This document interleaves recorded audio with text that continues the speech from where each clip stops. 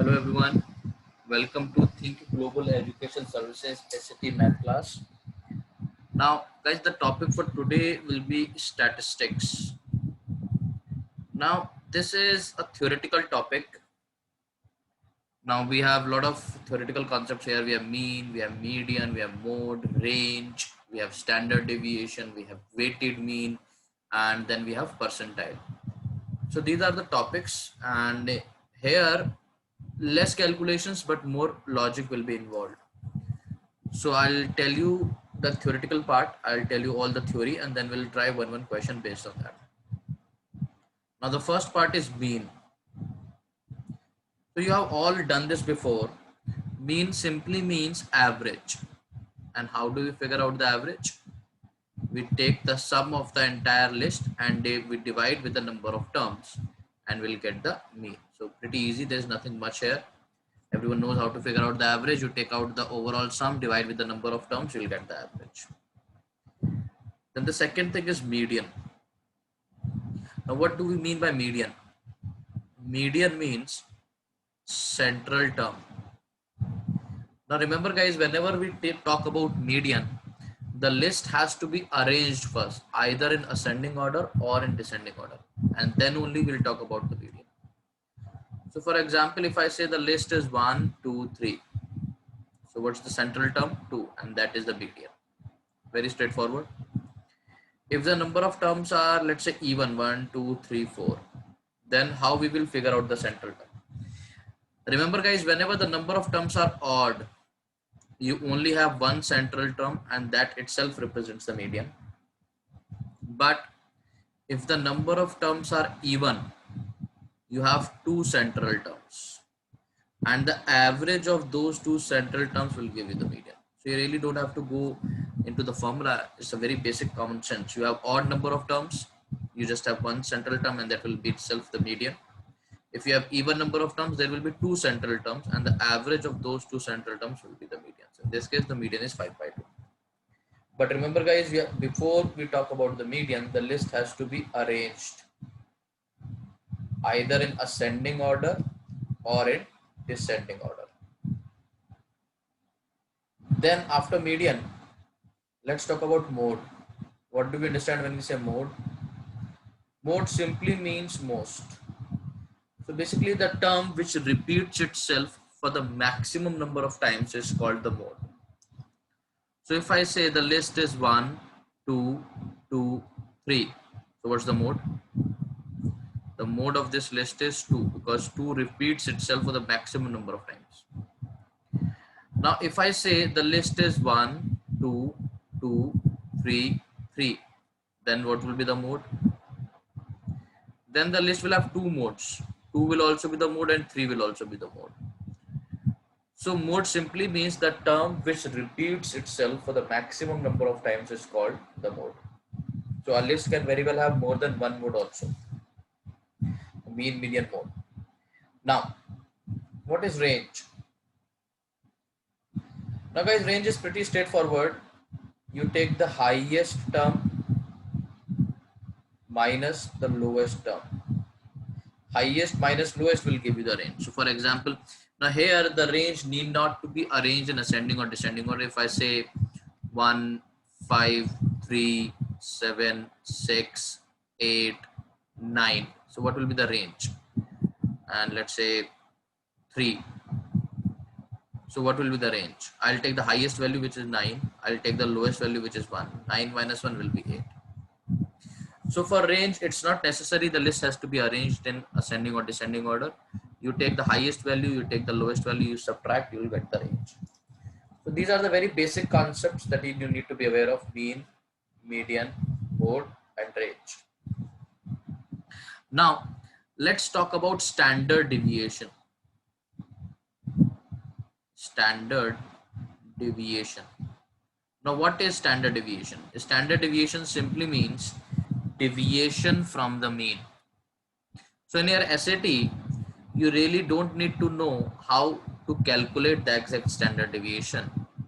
Here, you just need to know how do you compare the standard deviation. That means here, if you just look at the list, you can tell that which list will have higher standard deviation, which list will have less standard deviation. So for example, if I say the list is 1, 2, 3, there is another list which is 0, 2 and 4. So here, if a list is more dispersed, it will have high standard deviation. If the list is less dispersed, or I can say if the list is clustered together, it will have less standard deviation. And we look at the deviation from the mean. So the mean of this list is 2 and the mean of this list is also 2. But here I can clearly see the deviation is 1 point, and here I can clearly see the deviation is 2 points.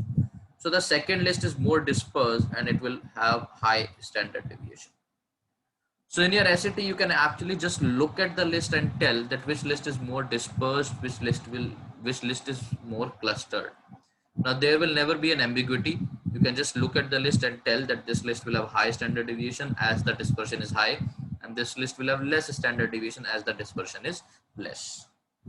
One more example, if I say 1, 2, 3, and if I say 100, 101 and 102.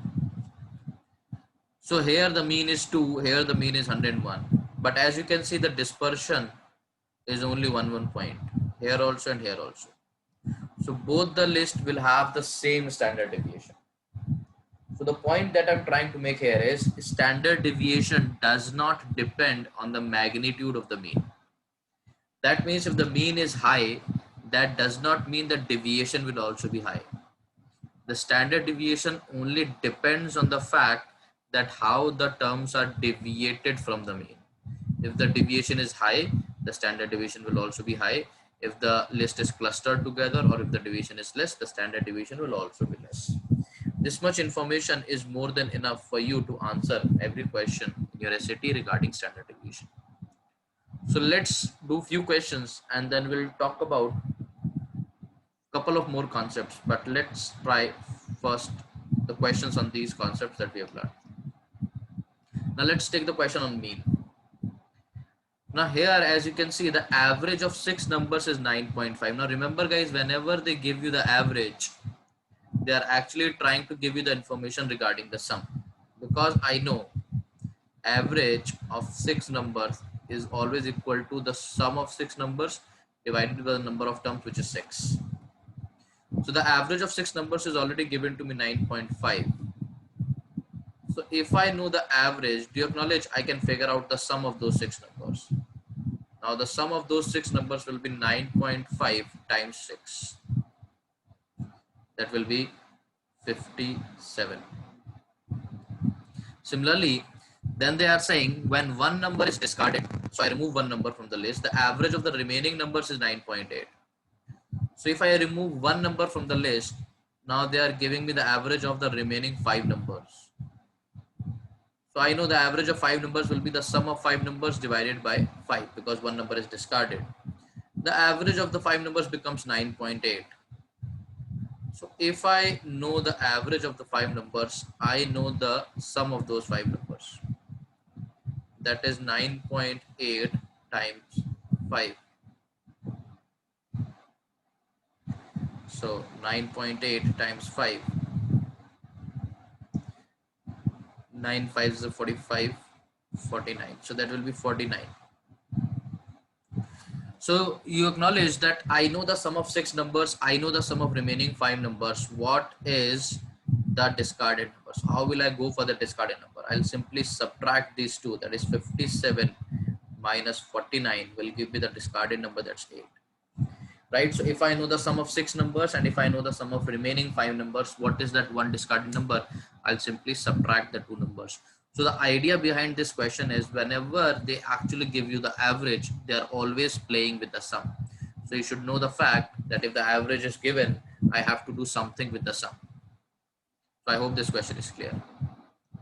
Now, let's take one question on median. So guys, we have already done these questions before. So there's a list given to me and then there are a number of students. The table shows the number of students with corresponding weight in pounds. Calculate the median weight.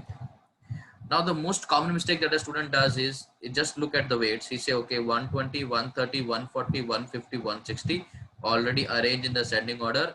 So I'll take the central term, which is 140, and that will be the median. But this logic is wrong. You need to understand that there is a role of number of students also here. The number of students are actually representing the frequency. That means the idea is that there are, let me figure out how many total students are there. So if I add all of them, I'll get, so 19 plus 6 plus 7 plus 7 plus 8. If I quickly add 7 plus 7, 14. 14 plus 8, 22. 22 plus 6, 28. 19 plus 28, 9, 8, 17, 47. So there are total 47 students. So that means these 47 students are arranged in ascending order of their weight, and first 19 students have a weight of 120. So if I just elaborate it, if I just try to make the list, it will be like this, because first 19 students have a weight of 120. So there will be 19 students. So till 19th student, the weight will be 120. So the list will be something like this. Right? So I hope you understand how the list will be created, and so on and so forth. Now, if there are 47 terms, that means there are 47 students standing in a line. So how many students? Odd. Now I told you if there are odd number of terms, you'll only have one central term, and that will be the median. So if there are 47 students, that means 23 on the left, 23 on the right, and this 24th student will be the middle student. Right? So 23 on the left, 23, 23, 46. So that means there are 47 students. That means the 24th guy will be the central guy. So this is the central term. So basically I just need the weight of that 24th student. Now if I keep on going like this, first 19 student, the weight is 120. For the next 6 students, that means from 20th, 130, 130, 130 till 26th student, the weight will be 130, and so on and so forth. I didn't need to go forward because I was looking for the median, and the median is 24th student. So the 24th student will also have a weight of 130. So the median is actually 130. Right? So the idea is there are 47 students arranged in ascending order of their weight, and the middle student will be the 24th student. So if I start putting them in ascending order, first 19 students 120, next 6 students is 130. So that means the 24th guy will be 130. So it will actually be till 25th only, because there are 6 students from 20th till 25th. But still, I am just looking for 24th guy, so that will definitely lie here, and which will have a median weight of 130. So I hope this is clear, guys. So that's how you figure out the median. So take care of the frequency also. The number of students represents frequency here. So I hope this is clear.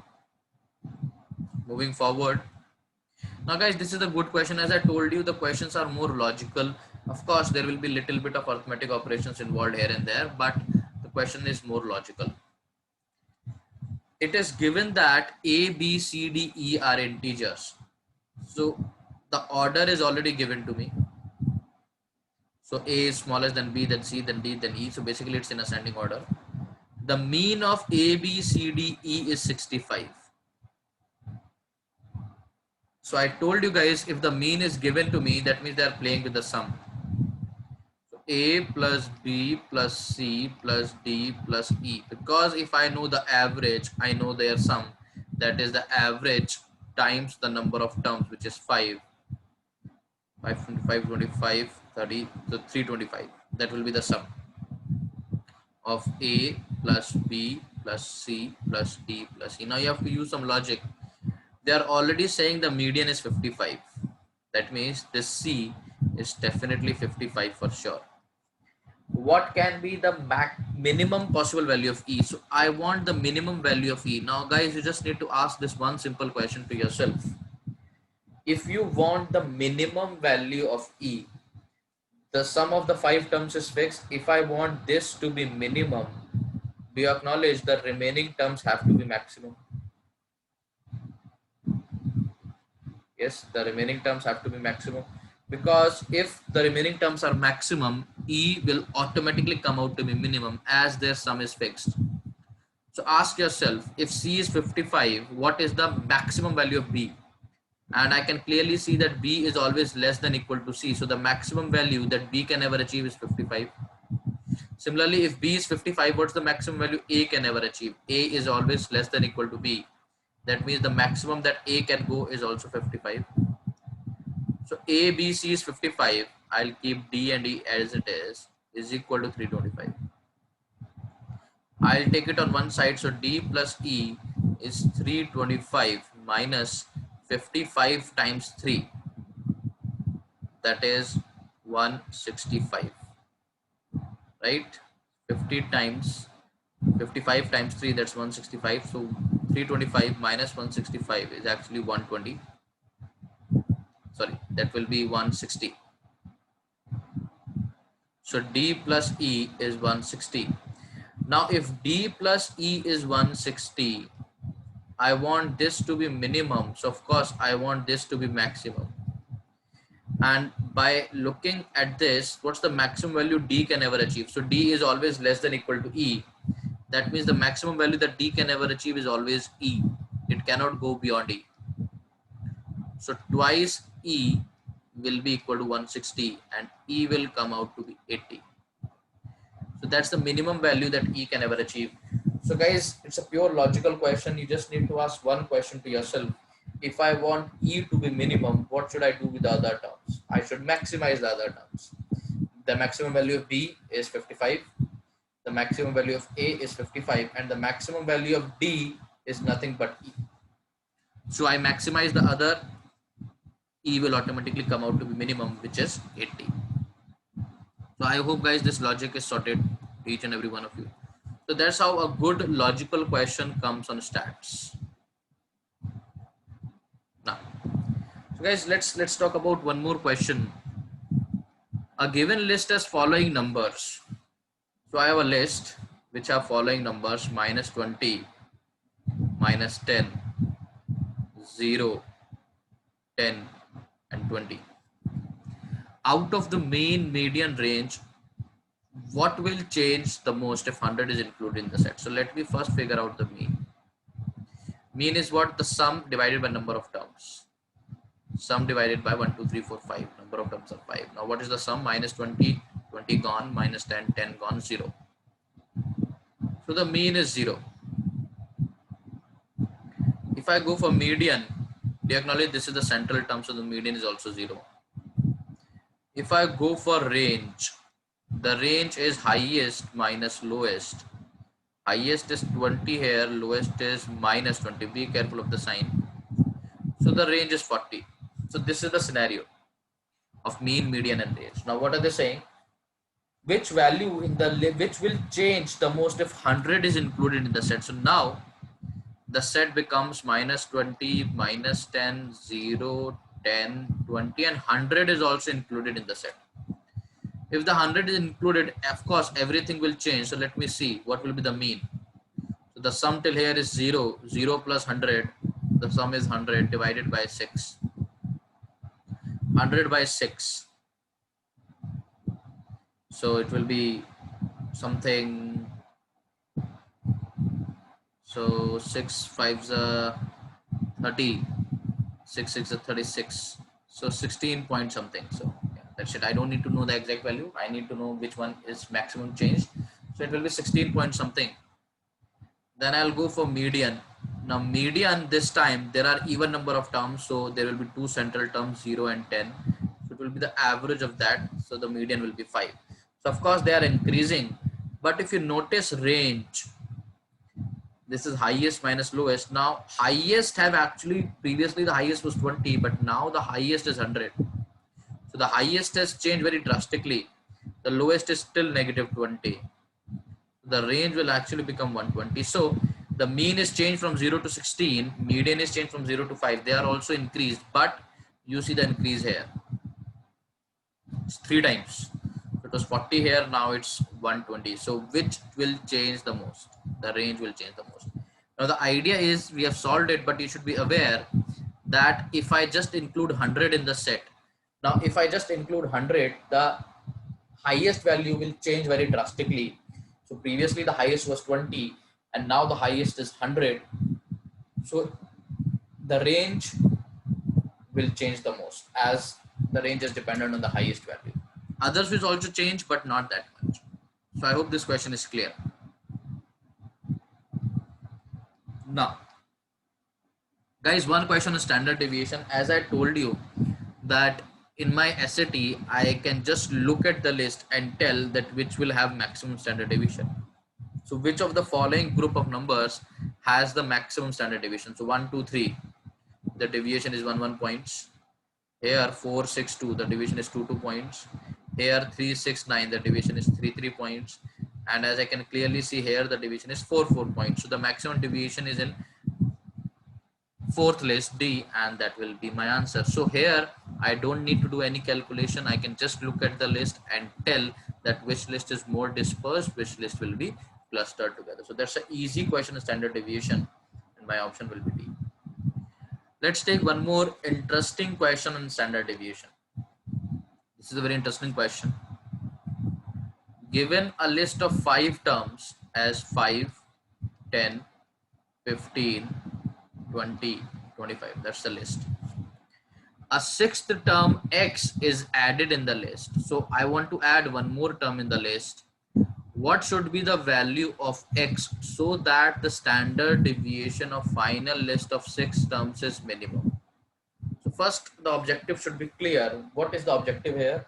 The objective is to minimize the standard deviation, right?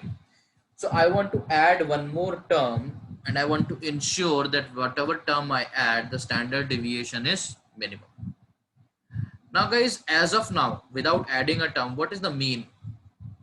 The mean of this list is 15. That's the mean. Okay.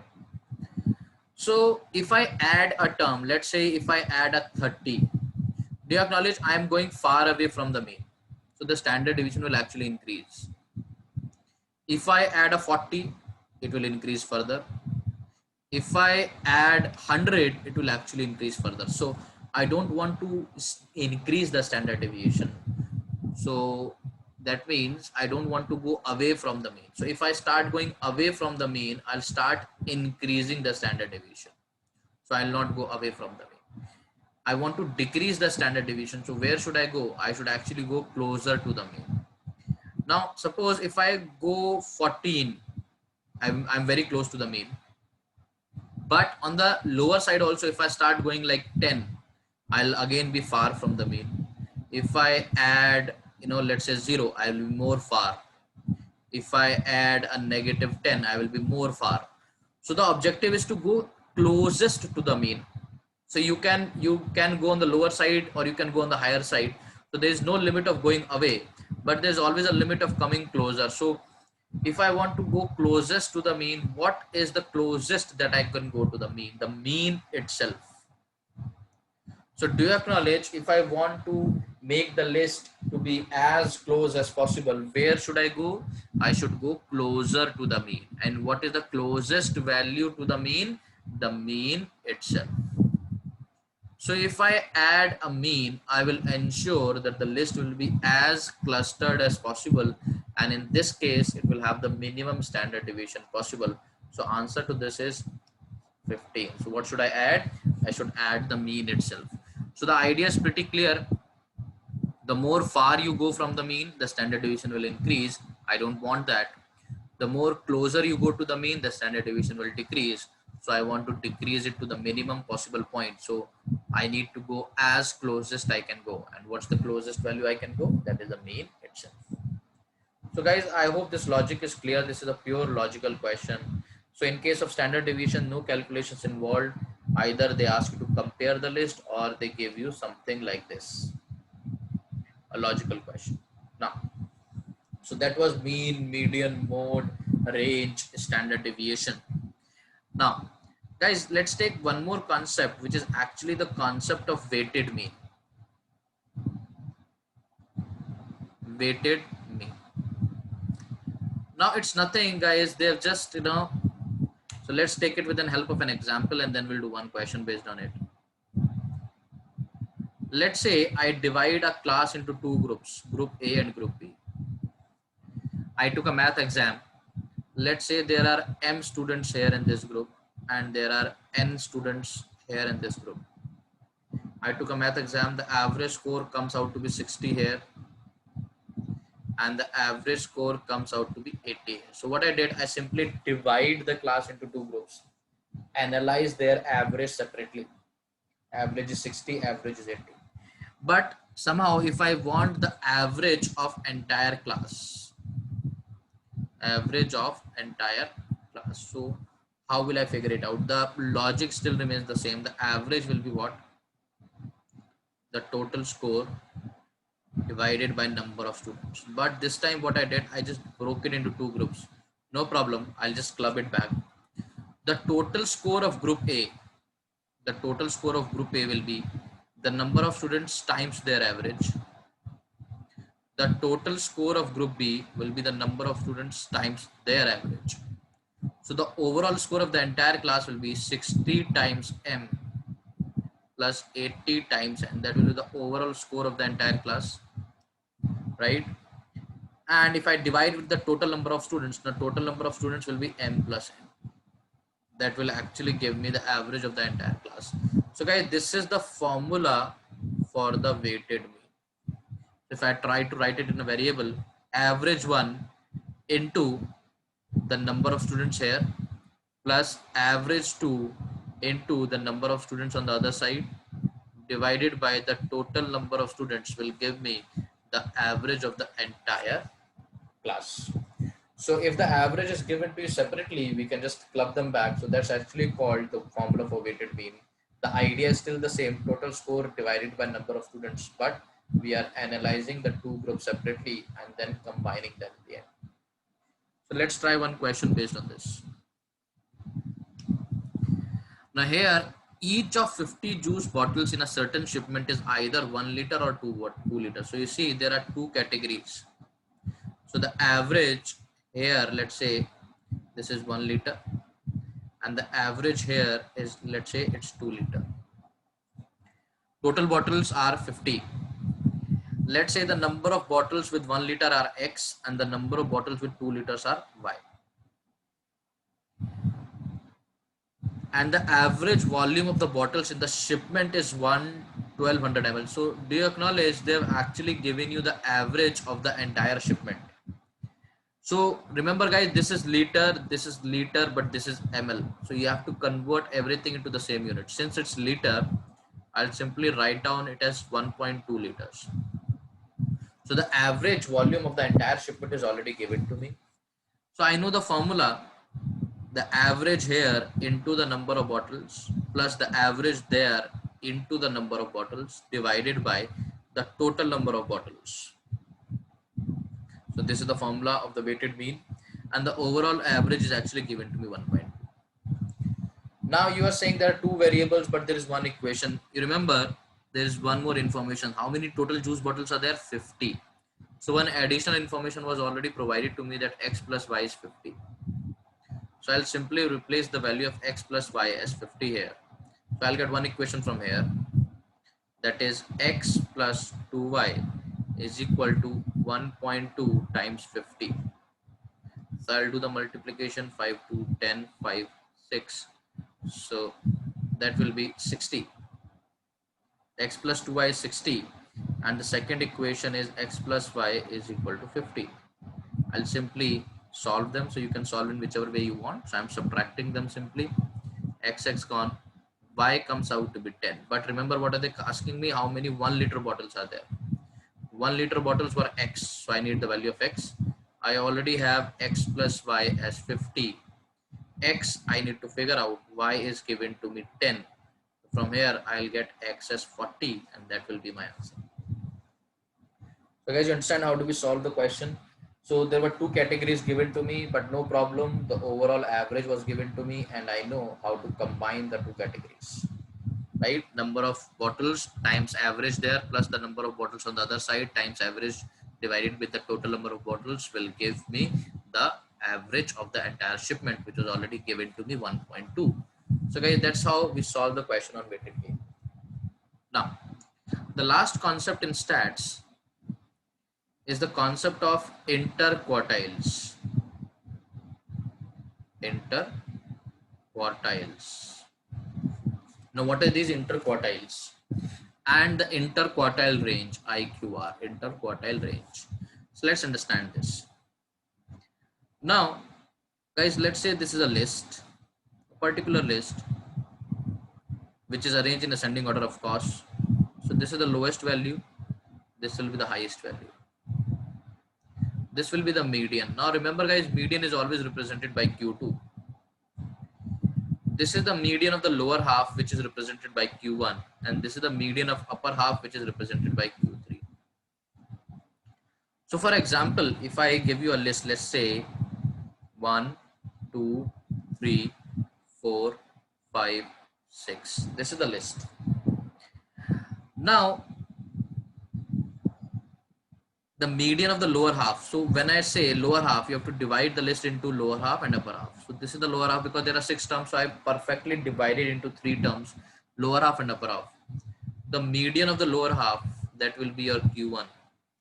The median of the upper half, that will be your Q3.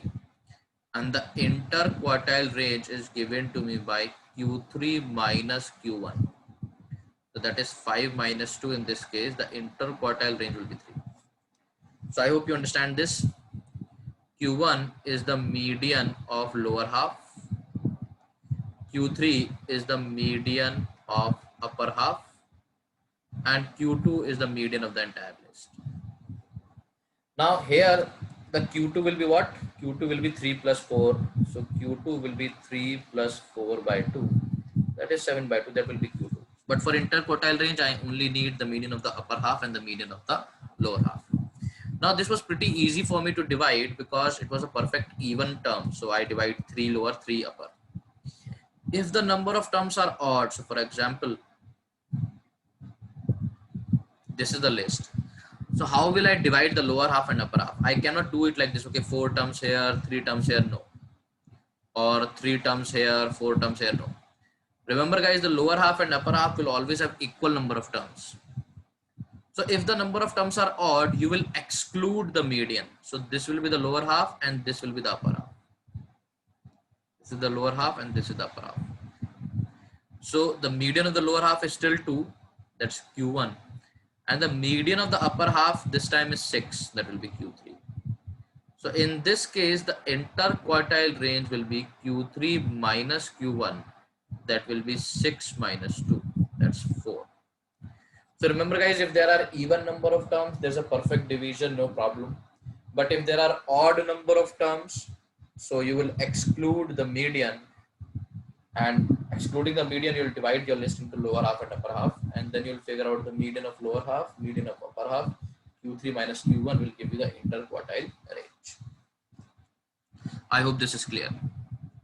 Now, there is one more point here, which is actually called a box plot on which the question will appear. Box plot. Now, what is a box plot? A box plot is a figure something like this. If you have seen this before anywhere, so you will be able to recall. A box plot is something like this. This is called a box plot. Now, this box plot is actually nothing. This is just the pictorial representation of interquartiles. So there will be a scale given to you below. It will be a scale. Okay, it will be a scale. Any scale, it could be, so centimeters or meters, whatever. It will be a scale given to you. And based on the scale, it's nothing, just the pictorial representation of interquartile. So this line represents the lowest value in the list. This line represents the highest value in the list. Now, guys, this first line represents the value of Q1. The third line here represents the value of Q3. And the second line here represents the value of Q2. So if a box plot is given, I really don't need to figure out the interquartiles. I already know that the value, this on the scale is Q1, this value on the scale is Q2, and this value on the scale is Q3. This value is the highest and this value is the lowest. So I can figure out whatever they are asking me by directly looking on the box plot. So let's see one question. You see, The box plot shown above is the prices of different bikes. What is the range of the price of the bikes in the state X? So see, the lowest value here is 40. The highest value is 130. This is your Q1, this is your Q2, and this is your Q3. Here they are simply asking me the range, but the question can ask me anything, so you should be aware. So the range is what? The highest value is 130, the lowest value is 40. 130 minus 40 is 90. Sometimes students end up marking B and they make a silly mistake. Now remember guys, it's a scale. Read the question carefully. Look at the scale. It's in 1000. So the range is actually, so this is not 130 and 90. It's actually 130,000, the highest value, and the lowest value is 40,000. The scale is in thousand. So the range will come out to be $90,000. So here, first of all, the answer is D. This was a very easy one, range highest minus lowest. I could have asked you the interquartile range here, which I know is Q3 minus Q1. So you should be aware of your box plot. Q3 is 120,000 and Q1 is 60,000. So if I want the interquartile range, that will come out to be 60,000. Okay. So in this particular, they are asking me the range, but I should be aware of these three quartiles, Q1, Q2, Q3, and what does the box plot signifies. So I hope guys this is sorted. So guys, that's all with stats. So it's a pure theoretical topic. You can practice as many questions as you want. But the idea is you just have these basic logics that you need to understand. Mean, median, mode, range, standard deviation, weighted mean, and box plot. Or I can say interquartiles range. So these are the basic concepts that you should be aware of. The questions will not be very calculation intensive. It will be mostly on logic basis. So the logic of all these concepts should be clear. So I hope guys you enjoyed this video. See you all in the next video. Thanks guys.